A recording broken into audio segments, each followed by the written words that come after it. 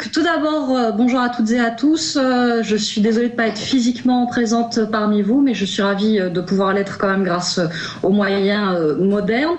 Je vais essayer de ne pas abuser de votre temps parce que je sais que vous avez déjà une longue journée de travail derrière vous et qu'en plus la communication par visioconférence, même si elle est très pratique, a ses limites en termes d'attractivité pour l'attention. Comme je vous vois mais pas suffisamment bien pour voir vos éventuelles réactions, je demanderai à Étienne de ne pas hésiter, puisqu'il est près du micro, de ne pas hésiter en voyant vos réactions à me demander de réexpliquer un point ou au contraire à aller plus vite sur un autre point parce qu'il aurait été déjà traité en amont et notamment lors des présentations de ce matin. Donc voilà pour ces quelques petits propos liminaires. Comme Étienne ont été faites pour étudier la base de décision de justice par thème.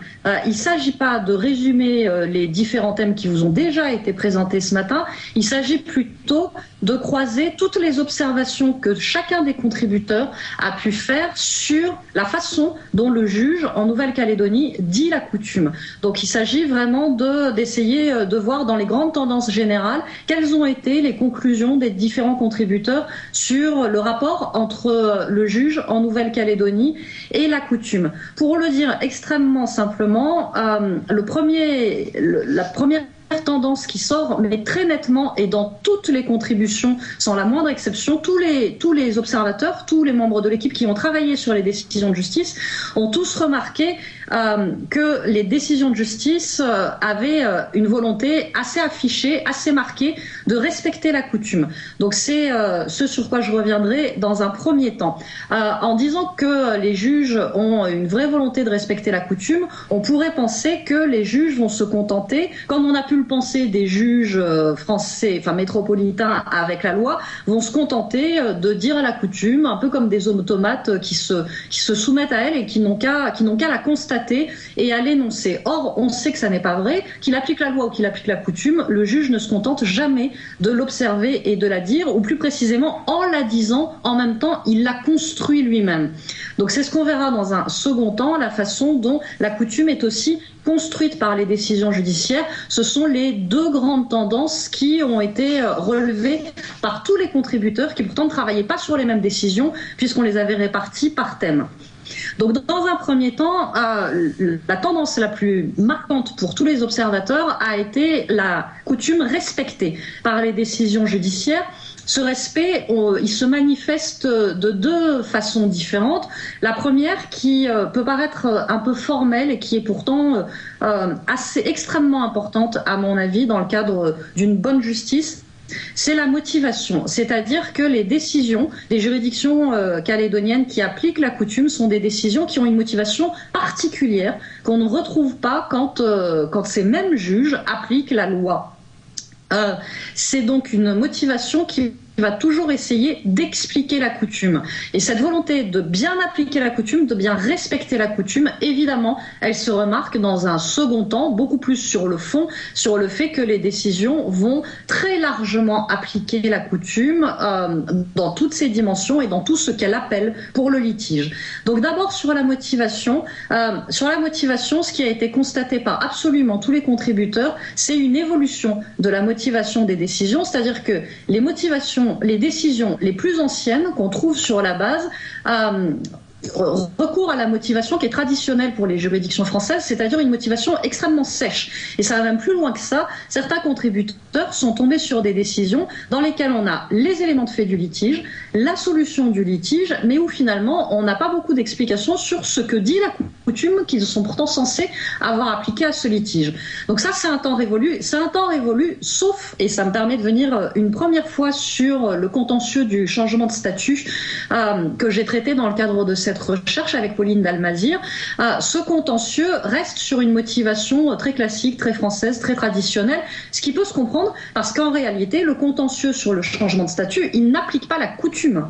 Il applique la loi organique qui indique à quelles conditions on peut changer de statut, ce qui permettra ensuite, dans d'autres litiges, à l'occasion d'autres contentieux, de se voir appliquer la coutume. Donc c'est un contentieux qui est un contentieux d'application de la loi et on y retrouve le style traditionnel, habituel, c'est-à-dire extrêmement sec. petite incise sur ce contentieux de changement de statut pour vous dire que c'est un très gros contentieux sur la base, puisqu'on a traité plus de 200 décisions. Donc c'est une très grande masse des décisions de justice. Pour autant, elles sont pas très intéressantes à traiter parce qu'elles sont très stéréotypées. Elles se ressemblent énormément. Je reprends. Mon contentieux de changement de statut. Extrêmement important. Toutes les décisions qui sont sur la base sont des décisions dans lesquelles le demandeur demande un changement de statut vers le statut coutumier. Attention, mon chat vient d'arriver. Vador, Nouméa, Vador. Qui vont dans le sens d'un changement de statut vers le statut coutumier. Le chat, pousse-toi. Vers le statut coutumier. Excusez-moi, je pousse mon chat. C'était un petit peu étonnant parce que quand j'ai écouté le séminaire avec les représentants coutumiers qui a eu lieu à l'université de la Nouvelle-Calédonie, au contraire, les représentants coutumiers s'inquiètent plutôt du phénomène inverse, du phénomène d'abandon de statut coutumier. Ce phénomène, il existe bien, sauf qu'il n'apparaît pas sur la base parce que l'abandon se fait par déclaration et du coup, il n'y a pas réellement de contentieux utile sur le sujet. En revanche, le TPI Nouméa, Daniel Rodriguez, m'avait transmis un échantillon de ces demandes mais qui ne sont pas sur la base, qui sont confidentielles, qui permettaient d'avoir une idée des raisons pour lesquelles des demandes étaient faites d'abandon du statut coutumier. On y trouve quelques raisons de type un peu sociologique, c'est-à-dire le fait d'avoir un statut conforme à son vécu quand on vit dans la tribu. On y trouvait très rarement des questions familiales, c'est-à-dire dans des couples mixtes pour avoir le même statut, et puis très souvent, dans la moitié des cas qui m'ont été transmis, la motivation qui est indiquée, c'est des motivations successorales, c'est la volonté de ne pas être spolié, pour reprendre les expressions qu'on trouve dans ces lettres, de ses biens au moment de la succession. Ces motivations sur l'abandon du statut coutumier, en revanche, on ne les trouve pas dans les décisions de justice qui sont rendues à l'inverse sur des demandes d'accession ou de retour au statut coutumier. Ce sont des motivations très sèches où on a le fait qu'il y a la demande, une volonté de changer de statut, le fait que les consultations ont été faites auprès des autorités coutumières et auprès du ministère public, les dispositions de la loi organique sont visées et le tribunal accorde le changement de statut coutumier. Donc on a ce contentieux-là qui est un contentieux à part puisque c'est un contentieux qui est motivé de façon extrêmement classique, extrêmement rigide. Ça n'est pas du tout le style de motivation qu'on trouve lorsque les juges appliquent la coutume.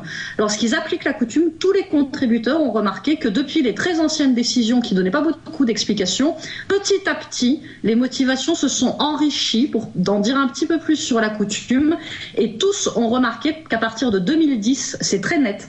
À partir de 2010, les motivations deviennent très riches, très nourries, très explicatives. On est sur un mode de dissertation, on est sur un mode discursif, on raconte la coutume, on l'explique en prenant son temps, en mobilisant un maximum de sources et on a des décisions extrêmement riches, extrêmement nourries. Hugues Fulchiron disait on a des vrais cours sur la coutume, on a des petits cours sur la coutume qui sont délivrés dans les décisions de justice. Donc la première marque de respect de l'application de la coutume, c'est cette façon de prendre le son. Donc, les contributeurs ont remarqué qu'il y avait aussi ce souci de la part des juges de faire comprendre la décision, pas seulement la coutume, mais aussi la décision à des justiciables qui, comme tous les justiciables, sont souvent très loin de comprendre tous les rouages de la justice et toutes les implications des règles de procédure ou de preuve. Et il y a souvent un vrai souci d'explication. Par exemple, toujours dans le contentieux sur le changement de statut, les très rares décisions qui sont exceptionnelles, à peine une petite, moins d'une dizaine sur les 200 qu'on a traitées, les très rares décisions qui refusent le changement de statut vers le statut coutumier vont abondamment l'expliquer et ils vont surtout expliquer aux plaideurs ce qu'ils devraient faire, ce qu'ils pourraient faire pour pouvoir obtenir ce changement de statut coutumier. Donc un respect qui se traduit d'abord par une motivation particulière, un effort pour dire à la coutume avec soin, avec pédagogie, et un respect de la coutume qui se traduit évidemment aussi beaucoup dans l'application qui est faite de la coutume, une application qui se veut très respectueuse de la coutume. Cette application très respectueuse de la coutume, elle se repère par plusieurs tendances qui ont plus ou moins été repérées par les différents contributeurs. Première tendance repérée par tout le monde, les très anciennes décisions parfois appliquaient le droit commun à des litiges qui en réalité relevaient de la coutume. Donc ça a été repéré dans les très anciennes décisions, tout le monde l'a remarqué, tout le monde a aussi remarqué que ça n'avait plus cours et depuis longtemps. Donc, heureusement, cette tendance-là a été abandonnée. Ça n'empêche pas la coutume de devoir parfois composer avec le droit commun. C'est-à-dire que les juridictions appliquent la coutume, mais elles l'appliquent dans un litige qui est régi par des règles de procédure de droit commun, qui va beaucoup utiliser un vocabulaire qui est un vocabulaire de droit commun, qui va s'en remettre parfois pour des règles de preuve aux règles de preuve du droit commun. Donc, il y a forcément une sorte de fusion à par endroit, pas évidemment dans tout, de fusion, de rencontre par endroit entre la coutume et le droit commun. Et cette rencontre, elle se repère de temps en temps, mais pas systématiquement, parfois de façon vraiment très légère, c'est-à-dire on va retrouver un vocabulaire très marqué droit commun dans une explication de la coutume. On va retrouver, je ne sais pas si Bérangère Cagnon vous en a parlé, puisque c'est elle qui l'a relevé, par exemple, la référence aux contributions aux charges du mariage, alors qu'on est en application de la coutume.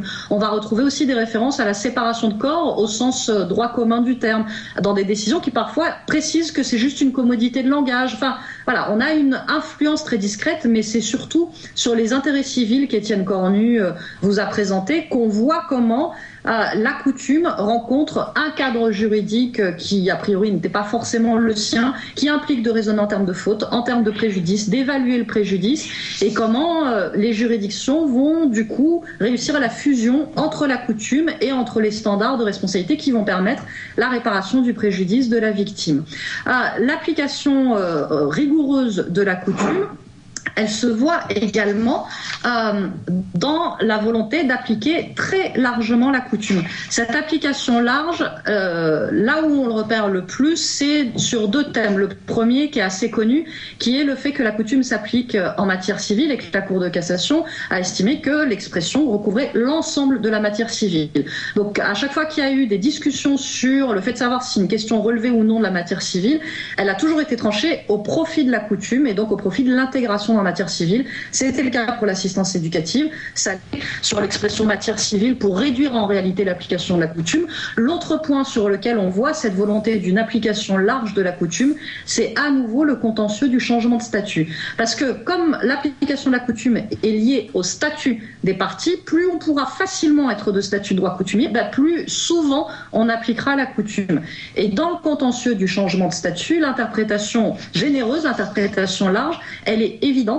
Elle est dans tout le contentieux, elle est à la base sur l'interprétation qui est faite des différents articles de la loi organique où on constate que, par exemple, le contrôle en opportunité qui est prévu aussi bien par l'article 11 quand c'est pour un mineur que par l'article 13, ce contrôle en opportunité qui demande au juge de vérifier que le changement de statut ne porte pas atteinte aux intérêts des tiers, des ascendants, des descendants, des enfants, etc., etc. Ce contrôle n'est pas effectué dans les décisions qui vont beaucoup plus s'appuyer sur la volonté de changer de statut et qui ne vont pas aller faire le contrôle en opportunité. On voit aussi que lorsque le délai de 5 ans accordé par la loi organique pour la plus généreuse possible et qui fonctionne, c'est-à-dire que, comme je vous l'ai dit, dans quasiment toutes les décisions, le changement de statut vers le statut coutumier est accordé. Et puis évidemment, quand l'interprétation n'y a plus suffi, notamment à cause de la forclusion, les juridictions sont allées encore plus loin et ont interprété la loi organique et les accords Nouméa pour dégager une nouvelle action en accession au statut coutumier par la possession d'État. Donc une volonté très nette, une politique jurisprudentielle extrêmement nette d'appliquer le plus largement possible la coutume. Cette application large de la coutume, elle se repère... C'est le dernier élément. Elle se repère aussi par le fait que les juges refusent de considérer que les droits fondamentaux, notamment la Convention européenne des droits de l'homme, pourraient mettre un obstacle à l'application de la coutume de différentes manières, mais on va dire que pour ce qui se retrouve le plus souvent, les juridictions se contentent d'affirmer que la coutume est compatible à la Convention européenne des droits de l'homme, alors que on pourrait le discuter, d'affirmer systématiquement qu'il y a une compatibilité, et parfois ils vont encore plus loin. C'est-à-dire c'est le fait d'appliquer la coutume qui va dans le sens des droits fondamentaux, qui est respectueux de la Convention européenne des droits de l'homme. Donc en réalité, quel que soit l'angle sous lequel on le prend, on voit que les juges cherchent à toujours appliquer la coutume et à l'appliquer de façon rigoureuse, de façon respectueuse. C'est-à-dire que même quand les requérants demandent une évolution de la coutume, suggèrent au juge une évolution de la coutume, les juges le refusent et ils s'en tiennent à l'application de la coutume qu'ils estiment la plus respectueuse de la coutume, quand bien même elle serait critiquée par les requérants. Donc ça, c'est la première très grande tendance, c'est un juge qui respecte la coutume. Mais attention, c'est pas parce qu'il la respecte qu'il est totalement passif face à cette coutume. Lorsqu'il dit la coutume, lorsqu'il raconte la coutume, comme on l'a vu, en même temps il la construit. C'est la seconde très grande tendance qui est observée par les contributeurs, un petit peu moins que la première. Vraiment, le cœur des propos qui sont tenus par tous les contributeurs consiste à constater la faveur des juridictions pour l'application des coutumes et le grand respect qui est marqué à l'égard de la coutume dans les décisions de justice. Sur les décisions de justice, cette fois-ci, comme construisant la coutume, on le voit de deux manières. On le voit d'abord dans le maniement qui est fait des sources de la coutume, c'est-à-dire que pour pouvoir dire à la coutume, une décision de justice va s'appuyer sur de très nombreuses sources. Et une fois que cette coutume est dite, cette décision va devenir un précédent. Et ce précédent va à son tour devenir une source de la coutume. Donc très rapidement, ça va, je vois que je n'ai pas encore abusé de mon temps, mais je vais quand même aller très rapidement. Très rapidement, ces deux mouvements, c'est-à-dire les sources de la décision de justice et ensuite la décision qui devient elle-même une source. Les sources des décisions de justice, plus précisément les sources de la coutume, c'est-à-dire quand les juges racontent la coutume, quand ils disent ce que prévoit la coutume, sur quoi s'appuient-ils pour décider que la coutume prévoit ou à tel ou tel contenu. Alors la première source qui est repérée par certains des contributeurs, c'est tout simplement les assesseurs. Les assesseurs coutumiers sont justement dans les juridictions en formation coutumière pour permettre d'aider à la connaissance d'une coutume qui est ignorée des juges professionnels. Donc la première source, c'est les assesseurs, mais en réalité, peu de contributeurs en parlent parce que cette source-là, on ne la voit pas dans les décisions. Il y a quelques décisions, mais qui sont rarissimes, qui ont été repérées par les uns ou par les autres, dans lesquels les juges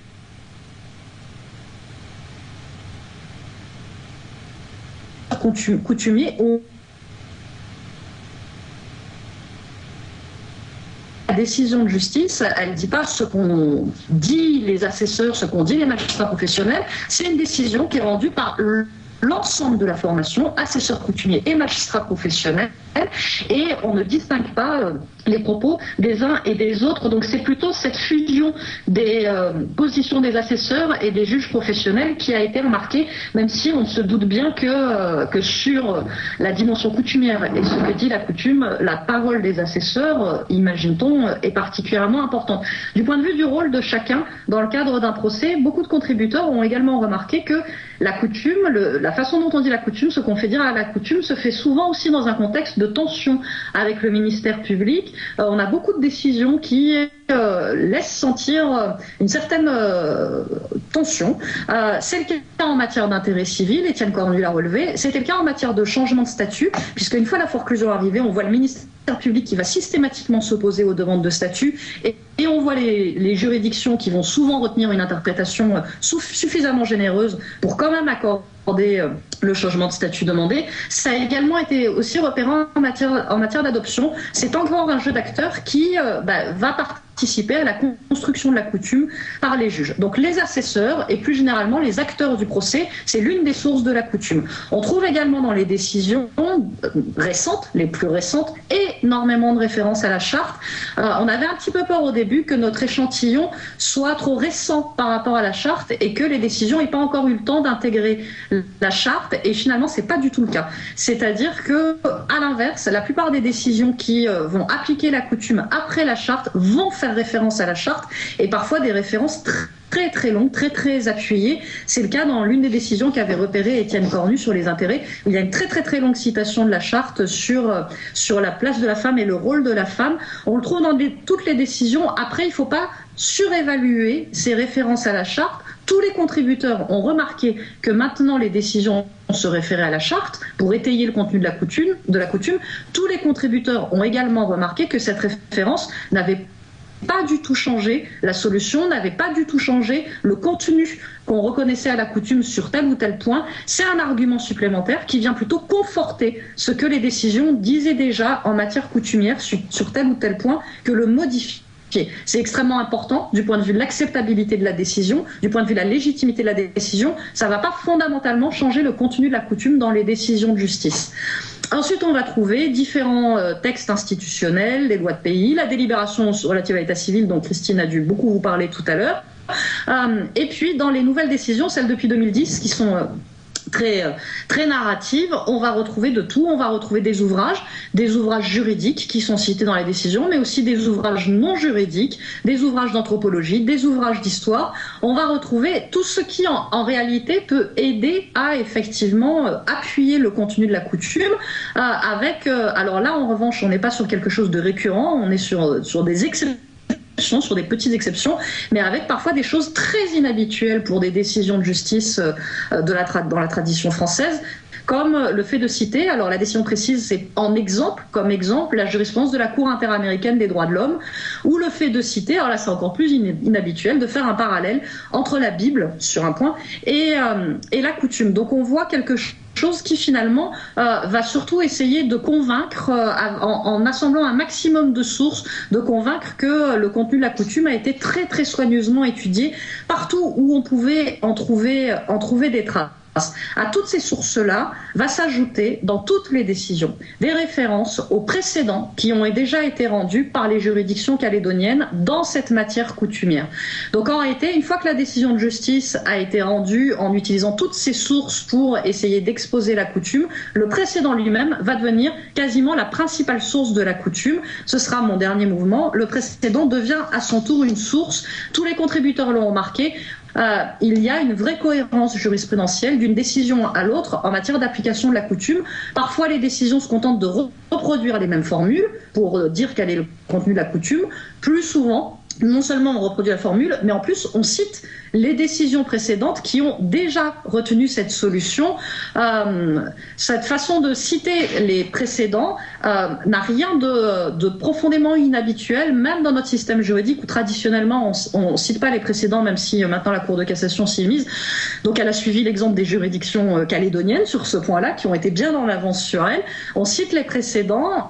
En soi, ça n'est pas très étonnant parce que finalement c'est une marque de cohérence. C'est une marque de cohérence, c'est une marque de stabilité. On montre que la coutume ne change pas selon l'humeur du juge ou seulement selon le plaideur qui se présente devant lui. La coutume, le contenu de la coutume a garanti une certaine forme de stabilité, une certaine forme de cohérence d'un litige à l'autre. Jusque-là, il n'y a rien de très inhabituel. Peut-être un peu plus inhabituel le fait qu'on cite qu'on cite des arrêts de la Cour d'appel de Nouméa, mais on cite également des décisions du TPI. Donc on voit bien que plus qu'une logique hiérarchique, c'est vraiment une jurisprudence qui est partagée, qui est commune aux juridictions calédoniennes, qui vont toutes dans le même sens pour dire à la coutume. Ce qui est beaucoup plus atypique dans la façon dont les juridictions calédoniennes citent leurs précédents en matière coutumière, c'est le fait qui là en revanche n'est pas vraiment pratiqué à ma connaissance hors des juridictions calédoniennes, c'est le fait, une fois que la coutume a été énoncée dans les motifs de la décision, de le retranscrire dans le dispositif de la décision. Le dispositif de la décision, c'est la partie qui est obligatoire, c'est la partie qui va s'imposer, c'est la seule partie qui est dotée de force obligatoire, contrairement au motif de la décision, pour le dire très grossièrement. Traditionnellement, on estime que quand le juge dit du droit, quand il énonce des règles de droit, il le fait dans les motifs, ça n'a pas de force obligatoire, ça ne s'impose pas, mais c'est l'explication de la décision qu'ils vont prendre.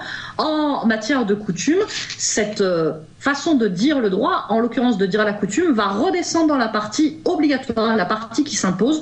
On va avoir dans un dispositif, par ses motifs, la Cour dit que les clans kanaks, en ce qu'ils sont dotés d'une personnalité, possèdent la personnalité juridique. Donc ça devient une règle obligatoire. Et ça, c'est beaucoup plus éloigné de notre tradition. En toute honnêteté, plusieurs contributeurs l'ont constaté, aucun contributeur n'a réellement su l'expliquer. Qu'est-ce que cette localisation dans le dispositif apporte ou n'apporte pas à la coutume?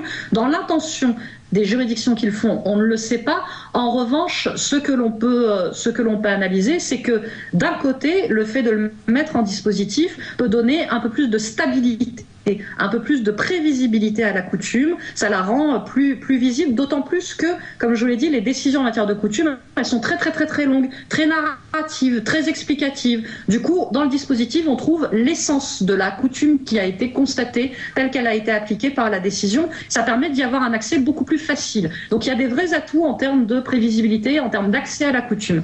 En revanche, à l'inverse, le problème, c'est qu'à partir du moment où on penche vers du côté du caractère obligatoire du précédent, le risque ensuite, c'est d'avoir du mal à faire évoluer cette coutume, puisqu'elle a été inscrite dans le dispositif à force obligatoire, justement de façon un petit peu solennelle. Le risque, c'est du coup d'avoir une reproduction presque systématique de cette coutume, alors que tout l'atout de la jurisprudence, par rapport à la jurisprudence, c'est d'avoir une coutume qui va pouvoir évoluer au fur et à mesure des cas, au fur et à mesure des évolutions, au fur et à mesure des débats contradictoires entre les uns et les autres. Et il y a peut-être un risque à avoir une jurisprudence qui s'empare trop de la coutume et qui veut trop la servir en la mettant en valeur et en l'affichant clairement. Il y a peut-être un risque d'aboutir à rigidifier la coutume, à la figer, ce qui est l'antithèse de la coutume. Voilà, je vous remercie pour votre attention. Je sais que c'est pas facile en visioconférence et je reste à votre disposition si vous avez des questions.